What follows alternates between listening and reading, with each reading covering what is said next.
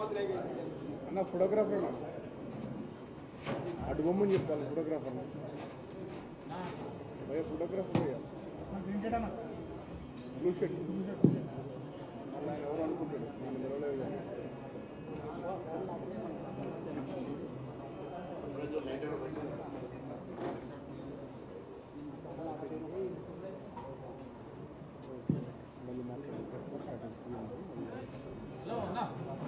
Photographer అన్న blue shirt అన్న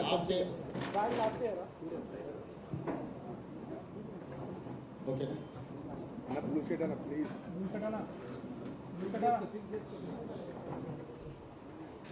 media మిత్రులకు నమస్కారం. ఈ పత్రికా సమావేశం ప్రధానంగా ప్రజాపాలన వచ్చి రేపటికి 100 రోజులు పూర్తి చేసుకోబోతున్నాం. ఈ 100 రోజులకు సంబంధించి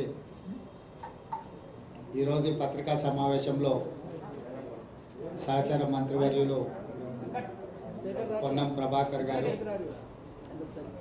సోదరిమణి మంత్రివర్యులు కొండా సురేఖ గారు, ప్రభుత్వ ప్రత్యేక సలహాదారు మొహమ్మద్ అలీ షబీర్ గారు, రాజ్యసభ సభ్యులు అనిల్ కుమార్ యాదవ్ గారు, శాసనసభ్యులు డాక్టర్ కవంపల్లి సత్యనారాయణ గారు, ముఖ్యమంత్రి ప్రత్యేక సలహాదారులు వేం నరేందర్ రెడ్డి గారు, మిత్రుడు ఏఐసిసి సెక్రటరీ సంపత్ కుమార్ గారు, డాక్టర్ రోహిన్ రెడ్డి ఖైరతాబాద్ అధ్యక్షులు ఈ పత్రికా సమావేశంలో పాల్గొనడం జరిగింది. మీకు అందరికీ తెలుసు, కాంగ్రెస్ పార్టీ ప్రతిపక్షంలో ఉన్నప్పుడు ప్రజల దగ్గరికి వెళ్ళి మార్పు కావాలి, కాంగ్రెస్ రావాలి అని నినాదంతో ప్రజల దగ్గరికి వెళ్ళి మా 6 గ్యారంటీలను ప్రజలకు వివరించి తెలంగాణ రాష్ట్రం ఇచ్చిన పార్టీగా తెలంగాణ ప్రజల యొక్క సమస్యల్ని వింటూ సావధానంగా వాటిని పరిష్కరించడానికి అవసరమైన ప్రణాళికతో ముందుకు వెళ్తామని చెప్పి పూర్తి స్థాయిలో 4 కోట్ల తెలంగాణ ప్రజలకు వివరించి ప్రజల యొక్క ఆమోదం పొంది డిసెంబర్ 7 తారీఖు నాడు ఎల్బీ స్టేడియంలో ఇందిరమ్మ రాజ్యము ప్రజాపాలన ప్రమాణ స్వీకారం చేసినాము. ప్రమాణ స్వీకారం చేసిన రోజు నుంచి ఈ రోజు వరకు ప్రతి నిమిషం ప్రజలకు ఇచ్చిన 6 గ్యారెంటీలను అమలు చేయాలన్న తపన, 10 సంవత్సరాలు చంద్రశేఖరరావు 100 సంవత్సరాలకు సరిపోయేంత విధ్వంసం తెలంగాణను చేసి తెలంగాణను పూర్తిగా అప్పుల ఊబిలో ముంచేసి పరిపాలనను అస్తవ్యస్తంగా తయారు చేయించి అసలు ఏమి చేసినా ఇంకా ఇది పట్టాలు ఎక్కలేనంత పరిస్థితికి రాష్ట్ర ప్రభుత్వాన్ని, రాష్ట్రం యొక్క ఆర్థిక వ్యవస్థను దిగజార్చిండ్రు. మొదటి రోజు నుంచి గత ప్రభుత్వం ఎన్నో చిక్కుముళ్ళు వేస్తే వాటన్నిటిని విప్పుకుంటూ ఒక్కొక్కటి పరిష్కరించుకుంటూ ఈ రోజు వరకు పరిపాలనను ప్రజల వద్దకు తీసుకెళ్ళినాం. గతంలో ముఖ్యమంత్రిని చూడడమే గగనమై, ముఖ్యమంత్రి గారి దర్శనమే ఒక భాగ్యం అన్నట్టుగా వ్యవహరిస్తే ఈరోజు నిత్యం ప్రజలలోనే వండుకుంటూ ప్రజల సమస్యలు వినుకుంటూ వాళ్ళ బాధలు వాళ్ళ దుఃఖాన్ని అర్థం చేసుకొని పరిపాలనలో వాటికి పరిష్కారం చూపించే దిశగా మా ప్రభుత్వం పనిచేసింది. నాకు సంపూర్ణమైన సంతృప్తిని కలిగించింది. ఈ 100 రోజు పరిపాలన డిసెంబర్ 7 నాడు మొదలైన పరిపాలన మార్చి 17కు 100 రోజులు పూర్తి చేసుకుంటున్న సందర్భంలో ఈ 100 రోజుల పరిపాలన ప్రజలు మా పట్ల చూపించిన సానుభూతి, మేము గత ప్రభుత్వం సృష్టించిన సమస్యల్ని పరిష్కరించే విధానంలో విఘ్నులు కానీ తెలంగాణలో ఉన్న కవులు కళాకారుల నుంచి మొదలు పెడితే ప్రతి ఒక్కరూ మాతో పంచుకుంటున్న విషయాలను దృష్టిలో పెట్టుకొని నాకు సంపూర్ణమైన సంతృప్తి కలిగించింది 100 రోజుల పరిపాలన. కానీ 100 రోజుల పరిపాలనతోని సమస్యలన్నీ పరిష్కారమైనవని మేము భావించడం లేదు. ఇంకా బాధ్యతతో ఇచ్చిన 6 గ్యారెంటీలలో మిగిలిన హామీలను కూడా అమలు చేస్తూ రాష్ట్రంలో ఉన్న ఎన్నో అపరిష్కృతమైన సమస్యల్ని పరిష్కరించుకుంటూ ముందుకు వెళ్తూ అధికారం చేపట్టిన 48 గంటల్లోనే ఆర్టీసీ బస్సుల్లో ఆడబిడ్డలకు ఉచిత ప్రయాణము కల్పించి ఈ రోజుకు దాదాపుగా 26 కోట్ల మహిళలు ఉచితంగా బస్సు ప్రయాణాన్ని వినియోగించుకున్నారు. రాజీవ్ ఆరోగ్యశ్రీ ద్వారా 10 లక్షల రూపాయలు ఉచిత వైద్యానికి కాంగ్రెస్ పార్టీ ఏర్పాటు చేసింది. ఇదే కాకుండా మహిళలకు ఇచ్చిన మాట ప్రకారం 500 రూపాయలకు సిలిండరు అమలు చేసినాం. ఈ రోజు వరకు దాదాపుగా 8 లక్షల మంది మహిళలు ఇప్పటికే 500 రూపాయలకు సిలిండర్ కొనుగోలు చేయడం జరిగింది. వాళ్లకు నగదు బదిలీ చేయడం జరిగింది. అదేవిధంగా 200 యూనిట్ల వరకు ప్రతి ఇంటికి ఉచితంగా ఇచ్చే విద్యుత్తు జీరో బిల్లులు ఇప్పటికి దాదాపుగా 37 లక్షల మందికి ఉచిత బిల్లులు జీరో బిల్లులు చేరవేయడం జరిగింది. మిగతావి కూడా 7 జిల్లాలలో మహబూబ్ నగర్ లోకల్ బాడీ సంస్థలో ఎన్నికలు రావడంతో ఎన్నికల కోడ్తోని ఎన్నికల అధికారులు జీరో బిల్లులు అక్కడ ప్రజలకు ఇవ్వడానికి నిబంధనలు అడ్డు రావడంతో వాళ్ళకి అది అందుబాటులోకి రాలేదు. మొన్నటికి మొన్న ఖమ్మంలో ఇందిరమ్మ ఇండ్లు 4.5 లక్షల ఇండ్లు ప్రతి నియోజకవర్గంలో 3,500లతో ఇవ్వడమే కాకుండా 22,500 కోట్ల రూపాయలతోని ఇందిరమ్మ ఇండ్ల నిర్మాణ కార్యక్రమాన్ని కూడా లాంఛనంగా ప్రారంభించుకున్నాము. ఇదే కాకుండా 3 నెలల్లో 30,000 ఉద్యోగాలు పారామెడికల్ సిబ్బంది కావచ్చు, పోలీసు సిబ్బంది కావచ్చు, ఎక్సైజ్ సిబ్బంది కావచ్చు, ఫైర్ స్టేషన్కి సంబంధించిన వాళ్ళు కావచ్చు, గురుకుల టీచర్లు కావచ్చు, సింగరేణి ఉద్యోగులు కావచ్చు, రకరకాల శాఖలలో 30,000 ఉద్యోగాలు 3 నెలల్లోనే చేపట్టి ఒక చరిత్రను సృష్టించింది మా ప్రభుత్వము. తెలంగాణ పబ్లిక్ సర్వీస్ కమిషన్ను లోపభూయిష్టంగా తయారు చేసి అవినీతికి ఒక అడ్డాగా మారుస్తే ప్రక్షాళన చేసి పబ్లిక్ సర్వీస్ కమిషన్ నూతన కమిషన్ నియమించడమే కాకుండా గ్రూప్ 1 ఇతర ఉద్యోగ నోటిఫికేషన్లు కూడా ప్రకటించి నిరుద్యోగ యువకులకు ఒక విశ్వాసాన్ని నమ్మకాన్ని కలిగించే ప్రయత్నం చేసినాము. పన్ను ఎగవేతదారుల మీద కూడా కఠినంగా వ్యవహరిస్తూ ప్రభుత్వానికి రావాల్సిన రాబడులు ఆదాయాన్ని స్థిరీకరించుకుంటూ ప్రభుత్వ ఉద్యోగులకు జీతాలు ఇవ్వలేని పరిస్థితి, పెన్షనర్స్కి ఎప్పుడు పెన్షన్ వస్తుందో తెలియని పరిస్థితి నుంచి ప్రతి నెల 1వ తారీఖు నాడు ప్రభుత్వ ఉద్యోగుల ఖాతాలలో జీతాలు వేసి పెన్షన్దారులకు కూడా వాళ్ళ పెన్షన్ సరైన సమయంలో 1వ తారీఖు నాడే వచ్చే విధంగా మా ప్రభుత్వం చర్యలు చేపట్టింది. మీరందరూ కళ్ళారా చూస్తున్నారు. ఇట్లా చాలా విషయాలలో పారదర్శకంగా ప్రజల దగ్గరికి వెళ్ళి ఒకప్పుడు నిషేధిత ప్రాంతంగా ఉండేది ఆనాటి ప్రగతి భవన్, ఈనాటి ప్రజాభవన్. ఈరోజు వేలాది మంది ప్రజలు ఎప్పుడైనా స్వేచ్ఛగా అక్కడికి వచ్చి తమ సమస్యలు చెప్పుకుంటే వినడానికి ప్రభుత్వం ఉన్నది, పరిష్కరించడానికి ప్రయత్నం చేస్తుందనే విశ్వాసం తెలంగాణ ప్రజలకు కల్పించడం జరిగింది. అది నిరంతర ప్రక్రియ. సచివాలయం ఒకప్పుడు అదేదో నిషేధిత ప్రాంతం, అది కేవలం కొంతమంది దొరలకు వాళ్ళ వంది మాగదులకు మాత్రమే అందులోకి అనుమతి, తెలంగాణ ప్రజలకు అందులో అనుమతి ఇచ్చేది లేదు, వాళ్ళను రానిచ్చేది లేదు అని ప్రభుత్వం నిషేధపు ఆజ్ఞలు విధిస్తే స్వేచ్ఛనిచ్చి ఎవరైనా రావచ్చు, ఇది మీది, డాక్టర్ బాబాసాహెబ్ అంబేద్కర్ సచివాలయం అంటే ఆయన వారసులు ఎవరైనా అందులోకి రావచ్చు, మంత్రులను కలవచ్చు, అధికారులను అడగొచ్చు, మీరు స్వేచ్ఛగా, ఇది మీ ప్రభుత్వం, మీ ప్రభుత్వంలో ఉన్న ప్రజాప్రతినిధులు ముఖ్యమంత్రి నుంచి మంత్రుల వరకు అధికారులు పాలకులు కాదు, సేవకులు, మీకు సేవ చేయడానికి మేము ఇక్కడ సిద్ధంగా ఉన్నాం, మీరు రాండి, మీ సమస్యలు చెప్పుకోండి అని సచివాలయానికి వచ్చే స్వేచ్ఛను మా ప్రభుత్వం ఇచ్చింది.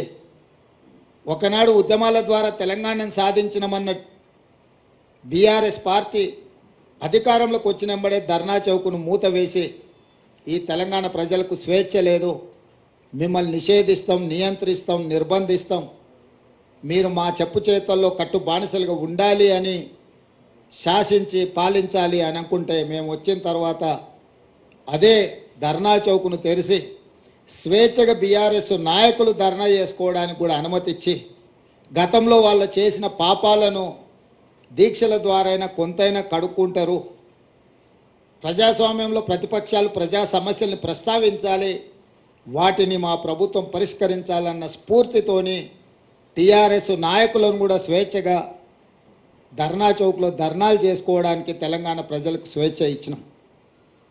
అదేవిధంగా పౌర హక్కుల సంఘాల నుంచి ప్రజా హక్కుల సంఘాల వరకు, లేకపోతే వివిధ సంస్థలు ప్రజల కోసం నిరంతరం పనిచేసే వాళ్ళను సచివాలయానికి పిలిచి ముఖ్యమంత్రిగా నేనే స్వయంగా ఆ సంఘాలతోని సంస్థలతోటి సంప్రదించి ప్రజల యొక్క హక్కులకు భంగం కలిగించే నిర్ణయాలు అవి ఏవైనా వాటిని పరిష్కరించే విధంగా వాళ్ళందరితో కూడా కూర్చొని మాట్లాడుకోవడం జరిగింది.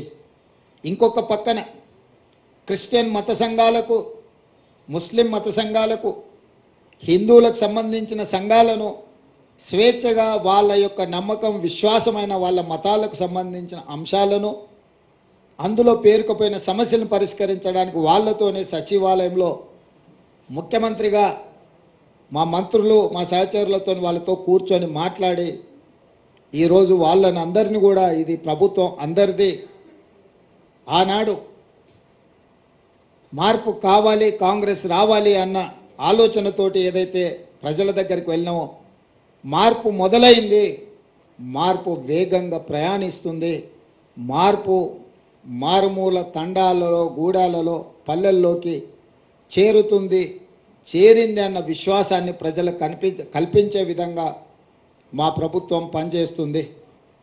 పాత్రికేయ మిత్రులకు సంబంధించిన సమస్యల్ని కూడా వాళ్ళ సంఘాలను కూడా పిలిచి వాళ్ళతో కూడా మాట్లాడడం జరిగింది. అందుకోసమే వాళ్ళకు సంబంధించిన చాలా కాలంగా అపరిష్కృతంగా ఉన్న సమస్యల్ని పరిష్కరించడానికి కూడా ఒక కార్యాచరణను తీసుకోవడం జరిగింది. స్థూలంగా ఈ 100 రోజుల్లో తెలంగాణ సమాజంలో భాగస్వాములైన ప్రతి ఒక్కరిని సచివాలయానికి వచ్చి రాష్ట్ర పరిపాలన ఎక్కడి నుంచి అయితే నిర్ణయాలు జరుగుతాయో అక్కడ వాళ్ళని రప్పించి రావడానికి అనుమతించి వాళ్ళందరితో కలిసి మాట్లాడి వాళ్ళు లేవనెత్తిన ప్రతి అంశాన్ని చట్ట పరిధిలో పరిష్కరించడానికి సంపూర్ణంగా ప్రయత్నం చేసినాము. ఇదే కాదు, రాష్ట్ర కేంద్ర ప్రభుత్వాల మధ్యలో ఉండాల్సిన సత్సంబంధాలను పునరుద్ధరించి దీర్ఘకాలికంగా స్కైవేస్ కావచ్చు, ఫ్లైఓవర్లు కావచ్చు, రోడ్లకు సంబంధించి కేంద్రం ఇవ్వాల్సిన అనుమతులకు సంబంధించి ఢిల్లీలో ఉండే ఆంధ్రప్రదేశ్ భవన్, తెలంగాణ భవన్ ఆస్తుల పంపకాలకు సంబంధించి వీటన్నిటిని కూడా ఒకటొకటిగా పరిష్కరించుకుంటూ ప్రధానమంత్రిని, కేంద్ర హోంమంత్రిని, సాగునీటి పారుదల శాఖ మంత్రిని, అర్బన్ డెవలప్మెంట్ మినిస్టర్తో సహా శాఖలకు సంబంధించిన అందరి మంత్రులను కలిసి తెలంగాణకు రావాల్సిన నిధులను, తెలంగాణ రాష్ట్రం యొక్క హక్కులను కేంద్ర ప్రభుత్వంతో కూడా పరిష్కరించడానికి ప్రయత్నం చేసినాం. భేషజాలకు, పంతాలకు, పట్టింపులకు పోయి మనం వాళ్ళతోని పంతాలు పట్టింపులకు పోతే చివరగా తెలంగాణ ప్రజలకే నష్టం జరుగుతుందన్న విషయాన్ని, వాస్తవాన్ని గుర్తించి తెలంగాణ ప్రజలకు నష్టం జరగకూడదు, అవసరమైతే ముఖ్యమంత్రి ఒక మెట్టు దిగైనా వాటిని సాధించుకోవాలనే పట్టుదలతోని ఆ ప్రయత్నం చేసినాం. కేంద్ర ప్రభుత్వం కూడా చాలా విషయాలలో సానుకూలంగా స్పందించింది. ఈరోజు మెట్రో రైలుకు సంబంధించి, పాలమూరు రంగారెడ్డి ఎత్తిపోతల జాతీయ ప్రాజెక్టుకు సంబంధించి, ఇతర రైల్వే ఏర్పాట్ల గురించి కానీ, జాతీయ రహదారుల విషయంలో కానీ కేంద్ర ప్రభుత్వంతో నిరంతరం సంప్రదింపులు చేపడుతున్నాము. ఎందుకంటే ఇవన్నీ కూడా రాష్ట్రానికి రావాల్సిన హక్కులు. ఇది ఎవరి దయాదాక్షిణ్యం కాదు, 2 ప్రభుత్వాల మధ్యలో సత్సంబంధాలు ఉండాలి అని మా ప్రభుత్వం మొదటి నుంచి భావించింది. అందుకే రాజ్యాంగబద్ధంగా ఎన్నికైన ప్రభుత్వాలతో సరైన సత్సంబంధాలను నెలకొల్పడానికి కృషి చేస్తున్నాం. పక్క రాష్ట్రాలతో కూడా గిల్లి కజ్జాలు పెట్టుకోవడం లేదు. ఆంధ్రప్రదేశ్ రాష్ట్రంతో ఉన్న కూడా అపరిష్కృతంగా ఉన్న విభజన హామీలను కూడా విభజనలో చిక్కుముళ్ళు పడ్డ వాటిని కూడా పరిష్కరించడానికి సంప్రదింపులను కొనసాగిస్తున్నాం. అందులో భాగంగానే ఢిల్లీలో ఉన్న ఆంధ్రప్రదేశ్ భవన్లో మన 42% వాటాల్ని మనము పరిష్కరించుకున్నాం. ఈరోజే మనకు ఆ కేంద్ర ప్రభుత్వం కూడా నోటిఫై చేసింది, మీ దృష్టికి వచ్చి ఉండొచ్చు. అదేవిధంగా తెలంగాణ అంటే టీఎస్ కాదు, టీఆర్ఎస్కు నకలుగా మారిస్తే దాన్ని టీజీగా మార్చినాము. తెలంగాణ రాష్ట్ర గీతంగా జయ జయ హే తెలంగాణను ఆమోదించుకున్నాము. తెలంగాణ యొక్క తల్లి అని అంటే తెలంగాణ ప్రజలకు స్ఫూర్తి నింపే విధంగా ఉండాలి అని చెప్పి కవులను కళాకారులను సంప్రదించాలన్న నిర్ణయం తీసుకున్నాము. తెలంగాణ రాష్ట్ర అధికారిక చిహ్నాన్ని కూడా పోరాటానికి స్ఫూర్తిగా త్యాగాలకు నిలవుగా ఉండాలి అని చెప్పి దీని మీద కూడా మార్పు కోసం ఒక కమిటీని వేయడం ద్వారా ఈ అన్ని కూడా చర్యలు చేపట్టాలని మా ప్రభుత్వము తీసుకున్నది. అంటే ఒక పక్కన భాషాపరంగా, తెలంగాణ సంస్కృతి పరంగా, తెలంగాణ ప్రజల యొక్క మనోభావాలను గౌరవించుకుంటూ, అదేవిధంగా పరిపాలనను కూడా నూతన సాంకేతిక విధానంతో ముందుకు వెళ్ళి హైదరాబాద్లో మెట్రో రైలు, మూసీ రివర్ ఫ్రంట్ను, హైదరాబాదు నగరానికి రావాల్సిన తేవాల్సిన తాగునీటి జలాల విషయంలో కూడా ఒక స్పష్టమైన కార్యాచరణతోని, అదేవిధంగా సాగునీటి ప్రాజెక్టులు ఏ ఒక్కటి కూడా తెలంగాణ వచ్చినాక పూర్తి కాలేదు. ఉమ్మడి రాష్ట్రంలో మొదలైన ప్రాజెక్టులు కావచ్చు, తెలంగాణ రాష్ట్రంలో వచ్చినాక కేసీఆర్ పిలిచిన ప్రాజెక్టులు కావచ్చు, ఒక్కటి కూడా పూర్తి కాలేదు. వాటిని పూర్తి చేయడానికి కూడా ఒక మంచి కార్యాచరణను తీసుకొని మేము ముందుకు వెళ్తున్నాము.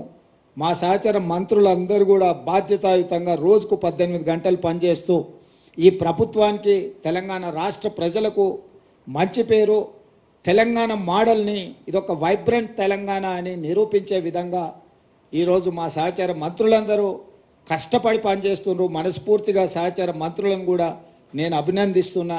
మా శాసనసభ్యులు కూడా ఎక్కడికక్కడ ప్రజలతో మమేకమై ప్రజల దగ్గరికి వెళ్ళి ఆర్భాటాలు హంగులు లేకుండా, పోలీసు సైరన్లు లేకపోతే ముందల వెనకాల బార్లు తీరిన కార్లు కాకుండా మేము ప్రజలలో మమేకమవుతాం, ప్రజలు ఎన్నుకుంటేనే మేము ఈ స్థాయికి వచ్చినామని మా శాసనసభ్యులు కూడా ఒక బాధ్యతతో వ్యవహరించడం, ఇవన్నీ కూడా మాకు సంతృప్తినిచ్చింది. వీటన్నిటిని దృష్టిలో పెట్టుకొని 100 రోజులు సహకరించిన మీడియా మిత్రులకు, అదేవిధంగా తెలంగాణ సమాజానికి మనస్ఫూర్తిగా వారికి కృతజ్ఞతలు, ధన్యవాదాలు. పిసిసి అధ్యక్షుడిగా, అదేవిధంగా తెలంగాణ రాష్ట్ర ముఖ్యమంత్రిగా వాళ్ళందరికీ కృతజ్ఞతలు తెలియజేస్తున్నా. మీడియా మిత్రులకు కూడా ధన్యవాదాలు. కొంత సంవయనం పాటించి మీరందరూ కూడా తెలంగాణ ప్రజలకు కావలసిన విషయాలను ముందుకు తీసుకొస్తున్నారు. మీరు కూడా భవిష్యత్తులో ఇదే విధంగా సహకరించాలి. తెలంగాణ రాష్ట్రాన్ని అభివృద్ధి పదం వైపు తీసుకువెళ్దాం. 10 సంవత్సరాల్లో జరిగిన నష్టాన్ని, వచ్చిన కష్టాన్ని మనం ఎదుర్కొని నిలబడి దేశం ముందు వైబ్రెంట్ తెలంగాణను మనం నిలబెడదాం. ఈ తెలంగాణకు ఒక మెగా మాస్టర్ ప్లాన్ తయారు చేస్తున్నాం, వైబ్రెంట్ తెలంగాణ 2050. దాంట్లో భాగంగా మీ అందరి సలహాలు సూచనల కోసం ఎన్నికలు ముగిసిన వెంటనే సంప్రదింపుల ప్రక్రియ మొదలుపెట్టి ఒక మంచి ప్రణాళికను 2050 కోసం తెలంగాణ అభివృద్ధిని, తెలంగాణ సంక్షేమాన్ని ముందుకు తీసుకెళ్లడానికి మా ప్రభుత్వం వస్తుంది అని చెప్పి మీకు అందరికీ తెలియజేస్తున్నాను.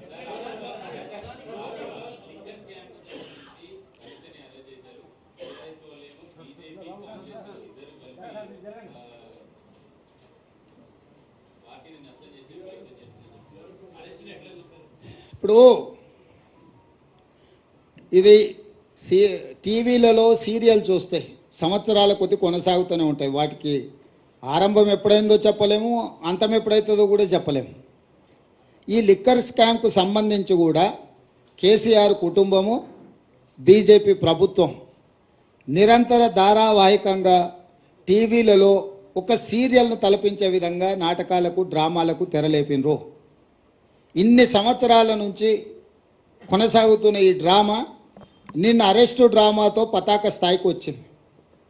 అసలు ఇన్ని రోజుల నుంచి ఇంతమందిని అరెస్టు చేసి ఇప్పటివరకు అరెస్టు చేయకపోవడము, రెండవది ఈరోజు ఎన్నికల నోటిఫికేషన్ వస్తుందనంటే ఒకరోజు ముందు అరెస్టు డ్రామాకు తెరలేపడము దేనికి సంకేతం ఇది? అంటే అవినీతి మీద చర్యలు తీసుకున్నామని ఛాంపియన్షిప్ వాళ్ళు తీసుకోవాలని, సానుభూతుల కోటాలో వీళ్ళు ప్రజల సానుభూతి బొమ్మాలి, మమ్మల్ని ఇబ్బంది పెడుతుండ్రు, మమ్మల్ని జైలు పాలు చేస్తున్నారని చెప్పుకోవాలి వీళ్ళు అని ఇద్దరు కలిసి ఒక వ్యూహాత్మక రాజకీయ ఎత్తుగడతో వస్తుండ్రు. ఈరోజు ఇన్ని రోజులు ఇన్ని నెలలు దాదాపుగా 2022లో మొదలైన ఈ డ్రామా 2024 మార్చ్ ఎన్నికల నోటిఫికేషన్కు ఒక రోజు ముందు అరెస్టుతో పరాకాష్ఠకు తీసుకెళ్ళిండ్రు అని అంటే ఈ డ్రామాను తెలంగాణ ప్రజలు గమనిస్తలేరని వీళ్ళు అనుకుంటున్నారా? రెండవది, కల్వకుంట్ల కవిత గారు కల్వకుంట్ల చంద్రశేఖరరావు గారు కూతురింటికి పోలీసులు దాడి చేసి ఢిల్లీ నుంచి ఈడీ అధికారులు వచ్చి అరెస్ట్ చేసి తీసుకెళ్తుంటే బాధ్యత కలిగిన తండ్రిగా చంద్రశేఖరరావు గారు అక్కడికి రాలేదు అంటే దీన్ని ఎట్లా అర్థం చేసుకోవాలి? రెండవది, తండ్రిగా కాకపోయినా కల్వకుంట్ల కవిత గారు శాసనమండలి సభ్యురాలు, టీఆర్ఎస్ పార్టీ నాయకురాలు, పార్టీ అధ్యక్షుడిగా శాసనమండలి సభ్యురాలని అరెస్టు చేస్తుంటే అక్కడికి రావాలి, అక్కడికి వచ్చే అధికారులను వివరాలు అడగాలన్న సంగతి చంద్రశేఖరరావు గారికి తెలియదా? పోనీ ఇప్పటి వరకు కూడా చంద్రశేఖరరావు గారు అరెస్టును ఖండించలేదు. అరెస్ట్ ఎందుకు జరిగిందో, తన పార్టీ శాసనమండలి సభ్యురాలను ఎందుకు అరెస్టు చేసిండ్రో ఇంతవరకు తెలంగాణ ప్రజలకు వివరణ ఇవ్వలేదు. చంద్రశేఖరరావు గారి మౌనము ఏ రకంగా అర్థం చేసుకోవచ్చు? మూడో అంశము, గతంలో ఎప్పుడు కూడా మొదట ఈడీ వస్తారు, తర్వాత మోడీ వస్తారు అనుకునేటోళ్ళం. నిన్న మాత్రం ఈడీ మోడీ కలిసే వచ్చిరా తెలంగాణకు. అంటే అవినీతి పరుల మీద చర్యలు తీసుకుంటున్నామనే ఛాంపియన్షిప్లో మోడీ గారు కోట్లు పడాలి, అయ్యో పాపం ఆడపిల్లని అరెస్టు చేసిందనే సానుభూతితోని బీఆర్ఎస్ కోట్లు పడాలి. సర్వేలని 12 సీట్లు కాంగ్రెస్ గెలుస్తుంది అని కోడే కూస్తుంటే రాజకీయంగా కాంగ్రెస్ పార్టీని దెబ్బతీయడానికి ఈ రకమైన ఒక చీప్ పొలిటికల్ టాక్టిక్స్ ప్లే చేస్తున్నారు. కాబట్టి ఇప్పటికైనా మోడీ గారు, కేసీఆర్ గారు ఈ డ్రామాలు కట్టిపెట్టి 10 సంవత్సరాలు మోడీ గారు తెలంగాణ ప్రజలకు ఏం చేసిండు? పేదలకు ఇండ్లు ఇచ్చిండా? రైతుల ఆదాయం రెండింతలు చేసిండా? ప్రతి సంవత్సరం 2 కోట్ల ఉద్యోగాలు ఇస్తా అన్నాడు, ఇప్పటికీ 20 కోట్ల ఉద్యోగాలు ఇవ్వాలి. తెలంగాణలో ఎన్ని ఉద్యోగాలు ఇచ్చిండో? స్విస్ బ్యాంకులో ఉన్న లక్షల కోట్ల రూపాయల నల్లధనాన్ని తెచ్చి ప్రతి పేదవాడి ఖాతాలో 15 లక్షలు వేస్తా అన్నాడు. ఆ 15 లక్షల రూపాయలు ఎంతమంది ఖాతాలో వేసిండు? మనకు ఇస్తా అన్న పునర్విభజన చట్టంలో బయ్యారం ఉక్కు కర్మాగారం ఎందుకు ఇవ్వలేదు? కాజీపేట రైల్వే కోచ్ ఫ్యాక్టరీ ఎందుకు ఇవ్వలేదు? ఐఐఎం ఎందుకు ఇవ్వలేదు? ఎన్టీపీసీలో ఇంకా 2400 మెగావాట్ల విద్యుత్తు ప్రాజెక్టులను ఎందుకు నిర్మించలేదు? గిరిజన యూనివర్సిటీ 9 సంవత్సరాలు ఆపేసి ఇప్పుడు ప్రారంభించడానికి కారణం ఏంది?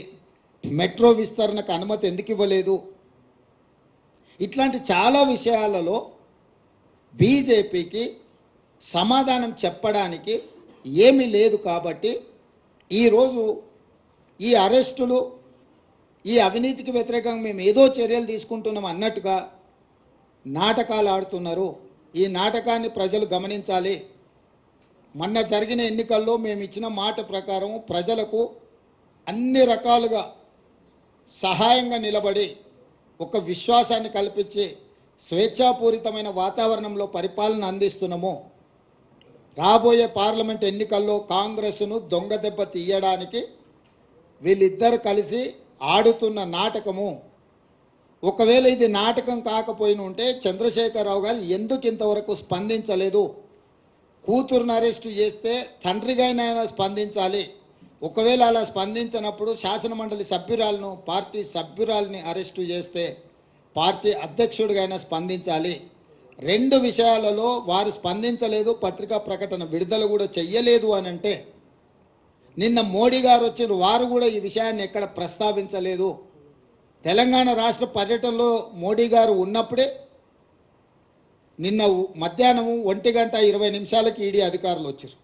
5:20 కవిత గారిని అరెస్టు చేశారు. 7 గంటల తర్వాత ఢిల్లీకి తీసుకెళ్ళినట్టున్నారు.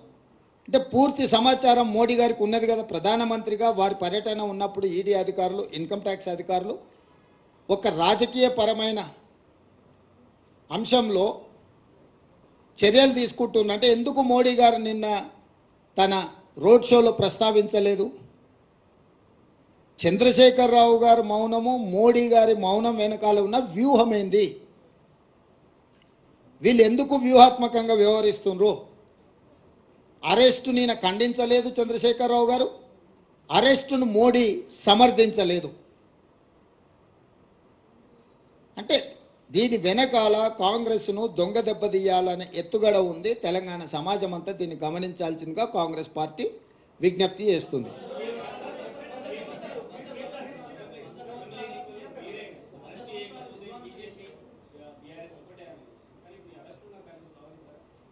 నేను అరెస్టును సందర్భం, ఇద్దరు నాయకుల యొక్క స్పందన రావాలి.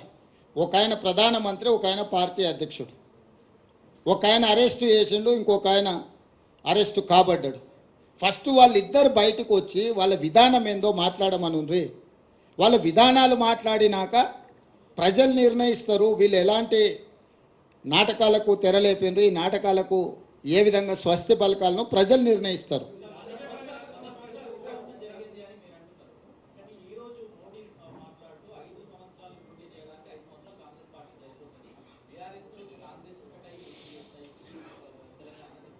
ఇప్పుడు నేనేమంటున్నానంటే 10 సంవత్సరాలు ప్రధానమంత్రిగా ఉన్న మోడీ గారు ఇట్లాంటి చౌకబారు ప్రకటనలు చేయడం వారి స్థాయికి తగదు. వారు 12-13 సంవత్సరాలు ముఖ్యమంత్రిగా ఉన్నారు, 10 సంవత్సరాలు ప్రధానమంత్రిగా ఉన్నారు. నరేంద్ర మోడీ గారు, మోడీ గారి మోడల్ అంటే ప్రజలకు ఏం చేసిండో వివరించి ఈ 10 సంవత్సరాల నా ప్రోగ్రెస్ రిపోర్ట్ ఇది, ఈ ప్రాతిపదికన మాకు ఓట్లు వేయండి అని తెలంగాణను అడగాలి.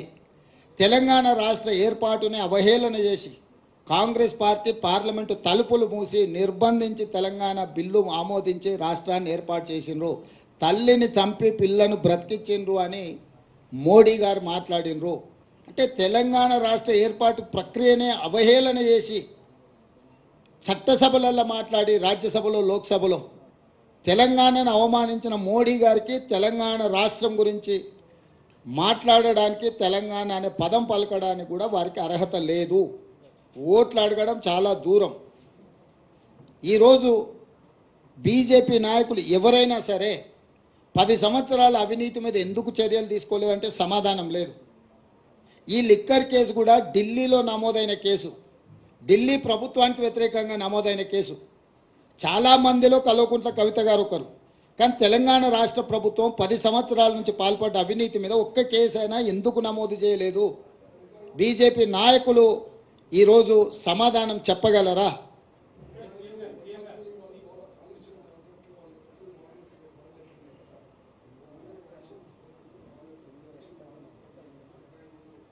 అవును.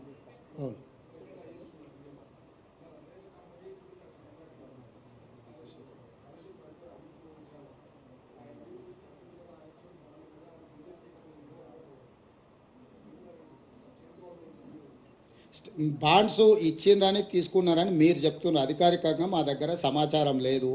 వాళ్ళ బాండ్స్ అదే కంపెనీ చాలా పేపర్లకు కూడా ఫుల్ పేజ్ ప్రకటనలు ఇచ్చిండ్రు. అది కూడా లంచంలో భాగమని కొన్ని ఆరోపణలు ఉన్నాయి. మీరేమి రాయొద్దు, వార్తలు రాయొద్దు, మీకు వ్యాపార ప్రకటనలు ఇస్తాం, ఆ రూపంలో మీకు కూడా కొంత వాటాలు పంచుతామని ఆ సంస్థ ఇట్లా చేసిండ్రని కొంతమంది సివిల్ సొసైటీ వాళ్ళు వచ్చి మాకు ఫిర్యాదులు చేస్తుండ్రు. ఈరోజు కాళేశ్వరంకి సంబంధించి జ్యుడిషియల్ ఎంక్వైరీ చేసినాం, 2 జడ్జిలను అపాయింట్ చేసినాం. ఒకటి విద్యుత్తు, 2 సాగునీటి. అదేవిధంగా ఎన్డీఎస్ఏ కూడా కంప్లీట్గా అథారిటీ ఇచ్చినాం. సాంకేతికపరమైన నిర్మాణంలో జరిగిన లోపాల మీద నివేదిక రావాలని. ఆ నివేదికలు వచ్చిన తర్వాత ప్రభుత్వం తదుపరి చర్యలు తీసుకుంటుంది. ఈ దేశము పట్టపగలు అర్ధరాత్రి పూట ముంబైలో AK-47 పెట్టి దేశ ప్రజల్ని కాల్చి చంపినా కూడా కసబును కూడా ఉరేయాలంటే ఒక చట్టబద్ధమైన విచారణ చేసిండ్రు. ఈ దేశంలో విచారణ చేయకుండా శిక్షలు విధించే విధానం లేదు. ఎవరైనా అట్లా చేస్తే తప్పిదం అవుతుంది. మేము ఆల్రెడీ ఎవరెవరి మీద ఏం చర్యలు తీసుకుంటున్నాము, ఏం విచారణకు ఆదేశించినాం మీకు వార్తలు వస్తూనే ఉన్నాయి, మీరు చూసే ఉంటారు. ఏదైనా కాంగ్రెస్ పార్టీ మా ప్రభుత్వం కక్షా సాధింపు చర్యలకు పాల్పడదు. అదే సమయంలో అక్రమాలకు పాల్పడిన వాళ్ళని ఎవరిని మినహాయింపు ఇవ్వదు. చట్ట పరిధిలో విచారణ చేసి చర్యలు తీసుకుంటాము.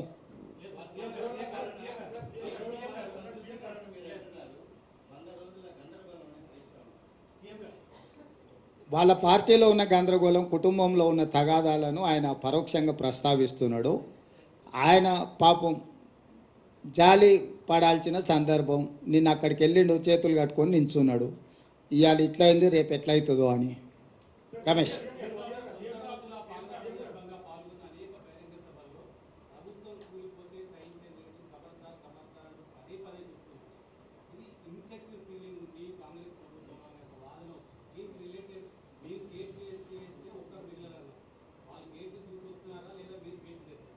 ఇప్పుడు నేను ప్రభుత్వం విషయంలో మొట్టమొదట బీఆర్ఎస్ నాయకులు ఇది 3 నెలలు కూడా మనుగడ సాధించారు, మేము పడగొడతామని బీఆర్ఎస్ వాళ్ళు చెప్పారు.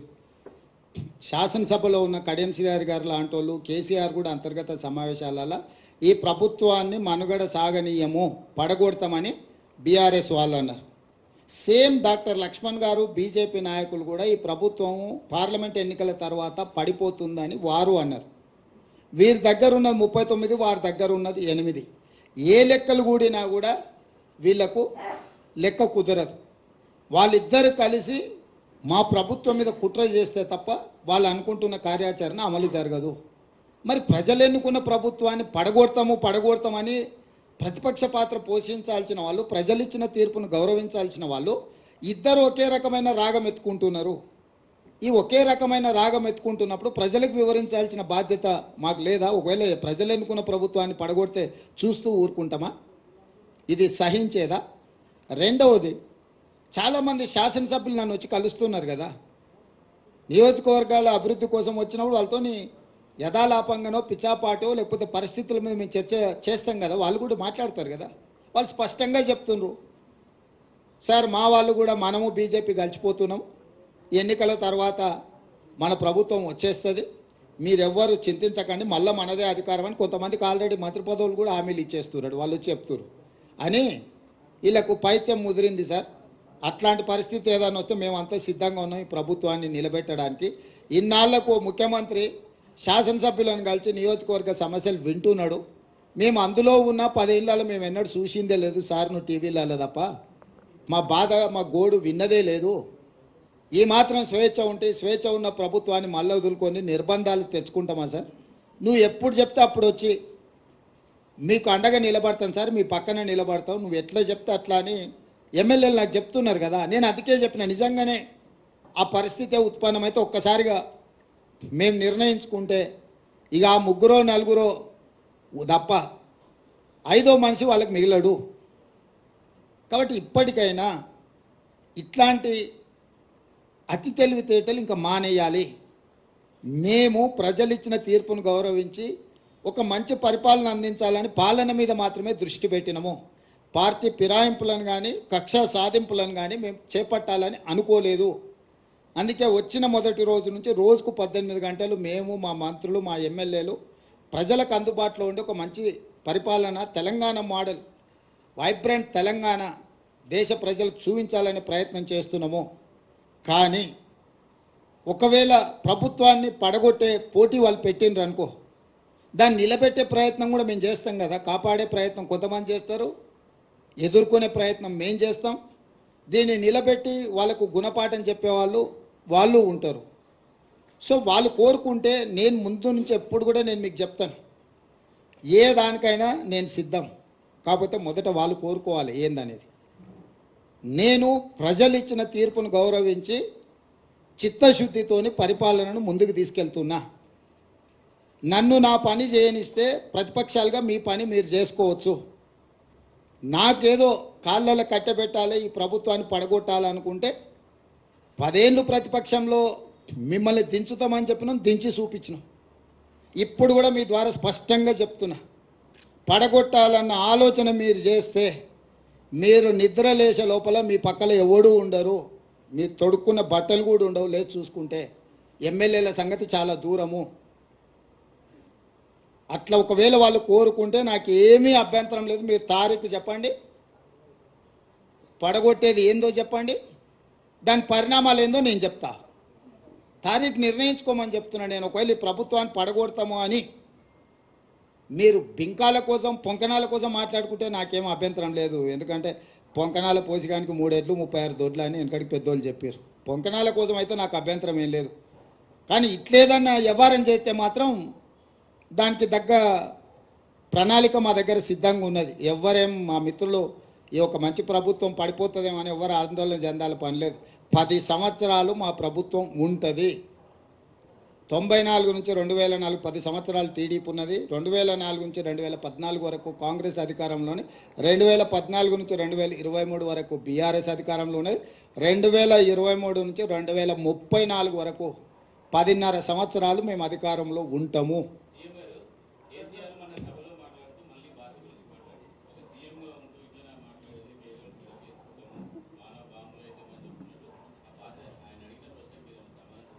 ఇప్పటికన్నా ఆయన జ్ఞానోదయం అయింది.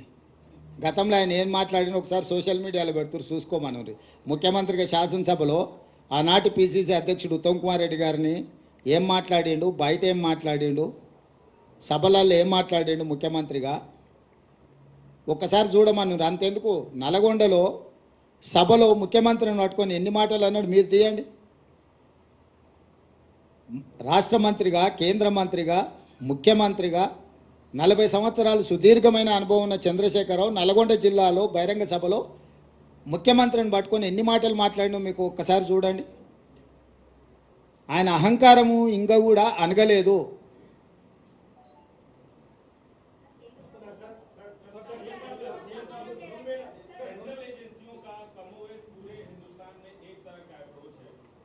तेलंगाना से बाहर आपकी पार्टी का अप्रोच कुछ और है, लेकिन वही एजेंसी अगर यहाँ पे आपके राइवल्स यानी टीआरएस की मैं बात कर रहा हूँ, उन पे कार्रवाई करती है तो आप लोगों का लुक अलग नजर आता है, ऐसा क्यों? हमारा लुक कहीं पर भी अलग नजर नहीं आया. हम लोग हमेशा एक ही बात बोलते, आपको क्या चाहिए, आइस और नाइस. आइस का मतलब income tax, CBI, ED. Nice का मतलब narcotics, income tax, CBI, ED.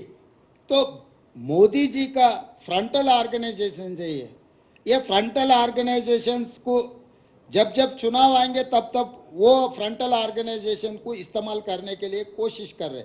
इससे पहले ईडी पहले आते थे, बाद में मोदी जी. कल अचानक तेलंगाना में ईडी और मोदी दोनों मिलके एक साथ साथ में आ गए. तो ये केस का मामला तेलंगाना से कोई लेना देना नहीं है. दिल्ली से ये केस जुड़ा हुआ है. केजरीवाल सरकार के खिलाफ केस बना है, वो सिलसिले में बहुत सारे लोग अरेस्ट हो गए. उसमें एक 4-5 लोगों को तेलंगाना से भी उठाए. तो इसमें कांग्रेस का जो अप्रोच है मोदी जी सरकार के खिलाफ, तेलंगाना को वही सोच है. हमारा केंद्र अध्यक्ष या हमारा पार्टी नेता लोग जो बोल रहे हैं वही बात हम मदद दे रहे हैं. इसमें कोई फर्क नहीं है. मगर तेलंगाना में जो नाटक चल रहा है ये नाटकबाज बंद करो बोल के हम कह रहे हैं.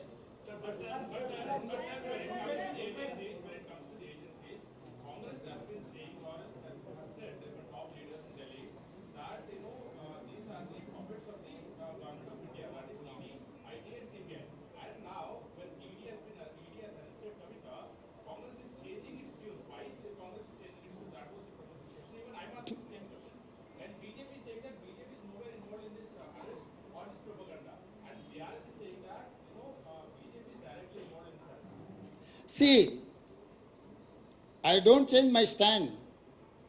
Still I am supporting my party stand. Here in tunes of Modi only they are playing. Just one day before the notification they have arrested Kavita for political benefit for BRS and BJP. They are acting like their frontal organization. So still my statement is same. I don't change my stand. This arrest also part of the politics influenced by Narendra Modi ji.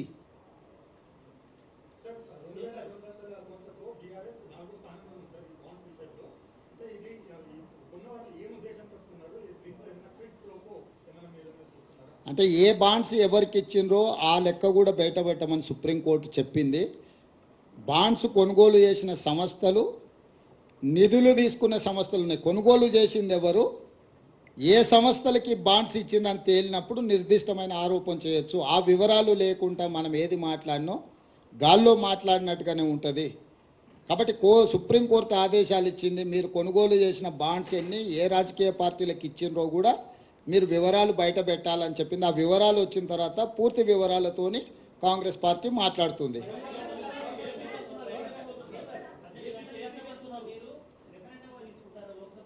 ఏందేంది? Yes, డెఫినెట్గా నేనే ప్రకటించిన రాబోయే parliament ఎన్నికలు మేము రెఫరెండంగా భావిస్తున్నాం. మా పనితనాన్ని 100 రోజుల పరిపాలన దృష్టిలో పెట్టుకొని ప్రజల్ని ఓటేయమని మేము విజ్ఞప్తి చేస్తున్నాము. ప్రజలకు మేము స్పష్టంగా చెప్పినాము, మేము నిర్దిష్టమైన హామీలు ఇచ్చినాము, వాటిని తప్పకుండా అమలు చేస్తాము. మా పరిపాలనను కొలబద్దగా పెట్టుకొని మీరు ఓటేయండి అని చెప్తున్నాం. 10 ఏళ్ల మోడీ పరిపాలన, 10 ఏళ్ల కేసీఆర్ పరిపాలన, 100 రోజుల మా పరిపాలన మీ కళ్ళ ముందు ఉంది. ఈ మూడింటిని విశ్లేషించి మూడింటిని దృష్టిలో పెట్టుకొని ప్రజల్ని ఓటేయండి, ఇది మా ప్రభుత్వానికి రెఫరెండమే.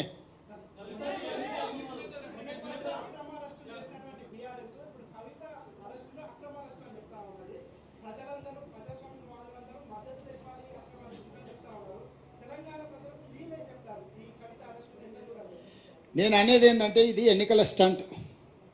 చంద్రశేఖర్ రావే ఇంతవరకు ఖండించలేదు, ఇంతవరకు తను దీని పట్ల విధానం ప్రకటించలేదు. ఈ అరెస్ట్ పట్ల చంద్రశేఖరరావుకే ఈ విషయంలో విధానం లేదు, ప్రకటన లేదు. ప్రతిపక్షాలుగా మేము చెప్పేది ఒక్కటే, అవినీతి పరులు ఎవరున్నా శిక్షించాల్సిందే. కానీ ఆ ముసుగులో మీ రాజకీయ ప్రయోజనాల కోసం ఒకరోజు ఎన్నికల నోటిఫికేషన్ వచ్చే ముందు మొత్తం పెద్ద డ్రామాకు తెరలేపి ఒక పెద్ద డ్రామా కంపెనీని నడుపుతున్నట్టుగా అనిపిస్తుంది.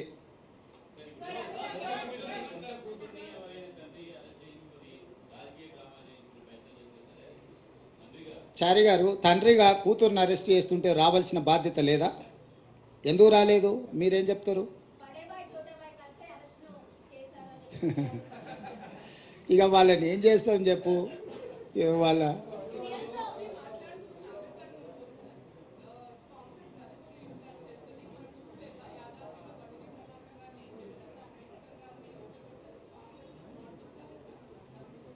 ఈ దేశానికి రాష్ట్రపతిని చేసింది దళితులను కాంగ్రెస్ పార్టీ, వివిధ రాష్ట్రాలలో ముఖ్యమంత్రులను చేసింది కాంగ్రెస్ పార్టీ, ఇక్కడ సిఎల్పి లీడర్గా దళితుని చేసింది కాంగ్రెస్ పార్టీ. ఇవన్నీ పక్కన పెడితే కాంగ్రెస్ పార్టీ అధ్యక్షుడు దళితుడు. సో మాకు దగ్గు నేర్పొద్దు. మోదీ గారికి ఏదైనా ఓట్లు వేయించుకోవాలన్న ఆలోచన ఉంటే ఏదైనా మాట్లాడమనుంది. బంగారు లక్ష్మణ్ కూతుర్ని అవమానించిండ్రు. జాతీయ అధ్యక్షుడిగా పనిచేసి బీజేపీ కుట్ర చేసి ₹1,00,000 లంచం కేసులో పార్టీ అధ్యక్షుడిని ఇరికిచ్చిండ్రు వాళ్ళే. అంటే ఒక దళితుడు వాళ్ళ పార్టీ అధ్యక్షుడు అయితే అతను 3 ఏళ్ల సమయాన్ని కూడా పూర్తి చేయనీయలే.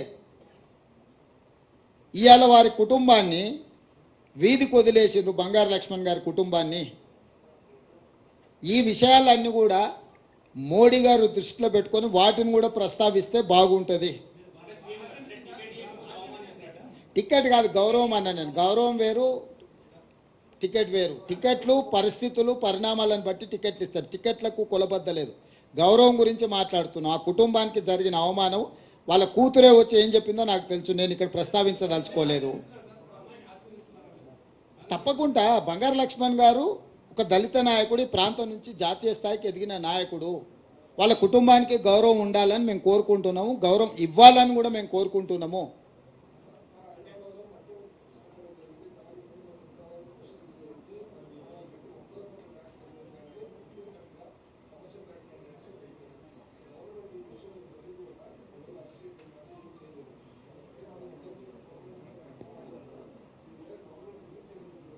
శ్రీనివాస్ ఏదో కంకణం కట్టుకొని జేబులో కాగితం పెట్టుకొనే వచ్చినట్టున్నాడు చూస్తుంటే. ఏది కూడా అసలు ఆ రేట్ చేసింది మేమే కదా, మా ప్రభుత్వమే కదా. 100 కోట్ల అవినీతి జరిగిందని తేల్చింది మేమే కదా. లెక్కలు తేలకుంటే కనిపించిన వాళ్ళ అరెస్ట్ చేసుకుంటూ పోతాం. అంటే ఇప్పుడు ఉన్న వాళ్ళని అరెస్ట్ చేసి పాత వాళ్ళని ఇడిచిపెట్టమనే మన ఎజెండా ఉందా నీ దగ్గర? దీని మొత్తం ఆఖరి వరకు లబ్ధిదారుడు కూడా వాని వెనకాల ఉన్నాము, తీగ పట్టుకున్నాము. డొంకంతా కదలాలి, డొంకను మొత్తం కదిలిస్తాం. దాని వెనకాల ఉన్న దొరల్ని నువ్వేమైనా కాపాడి ఇప్పుడు బినామీలను అనామకులను పెట్టి వాళ్ళని అరెస్ట్ చేస్తే అయిపోద్దని అనుకుంటున్నావు. అట్లా లేదు, లోతుకెళ్ళి बोल रहे हैं कि दलित और कई सारे जो माइनॉरिटीज है उनके लिए हम लोग एक स्पेशल रिजर्वेशन देंगे एक तरफ, दूसरी तरफ होम मिनिस्ट्री सीए लेके आने के लिए एक इम्प्लीमेंटेशन बात की है। तेलंगाना गवर्नमेंट का स्टैंड क्या है? कल ही दिखाया था मैं, आप नहीं आए शायद इफ्तार में, हम साफ साफ कह दिए सिटीजन अमेंडमेंट एक्ट से लेकर 4% रिजर्वेशन फॉर माइनॉरिटीज जो निकालने के लिए, दबाने के लिए जो भारतीय जनता पार्टी कोशिश करे, सख्त हम लोग उनके खिलाफ है, हम लड़ेंगे। इस चुनाव में भारतीय जनता पार्टी को हरा देके ऐसे मामलों में देश को कतरा पहचाने का लाने के लिए कोशिश किए तो हम खामोश नहीं बैठते। ये देश को आज़ादी दिलाए सो पार्टी कांग्रेस है, इस देश को बचाने का जिम्मेदारी हमारे। माइनॉरिटी को 4% रिजर्वेशन दिए, हमें 4% रिजर्वेशन निभाने के लिए हम पूरे कोशिश करेंगे। अमित शाह या नरेंद्र मोदी जी या उनके कोई भी नेतागण कुछ भी भाषण देने दो, మీ ఛానల్ ఏం తల్లి క్వశ్చన్లు ఎక్కువైనాయి.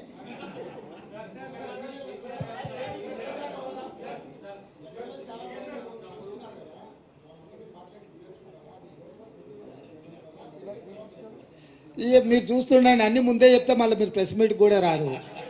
మీకు కూడా ఆసక్తి ఉండాలి కదా. ఏం రవీందర్, నెంబర్ మీరే చూస్తారు కదా, ఇప్పుడు నేను చెప్పడం ఎందుకు.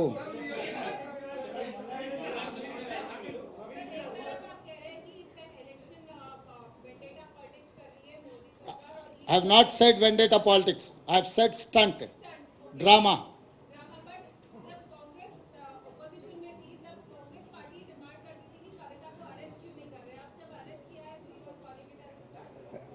Yes, stunt. It is stunt.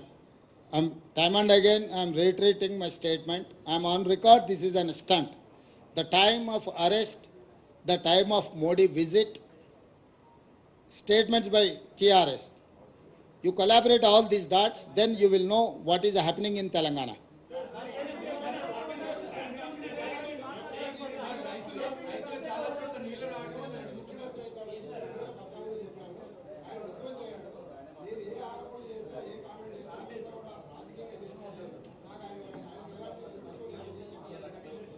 ఎట్లా మల్లారెడ్డి స్టేట్మెంట్గా చూస్తా, అది ఇచ్చింది మల్లారెడ్డి గారి స్టేట్మెంట్, మల్లారెడ్డి గారి స్టేట్మెంట్ లాగానే చూస్తా. నిజమే, సమస్యలు ఉన్నాయి, గత ప్రభుత్వం చేసిన పాపాలు ఇంకా అవి ముందుకు జరుగుతూనే ఉన్నాయి. అందుకే నిర్దిష్టమైన ప్రణాళికతో ముందుకు వెళ్తున్నాము. ఆ పార్టీ ఎలాంటి ముందస్తు ప్రణాళిక లేకుండా అడ్డగోలుగా వ్యవహరించడంతో కొన్ని సమస్యలు ఉత్పన్నమవుతున్నాయి. ఆ సమస్యలన్నిటిని కూడా పరిష్కరించే ప్రయత్నం చేస్తాం. ధన్యవాదాలు.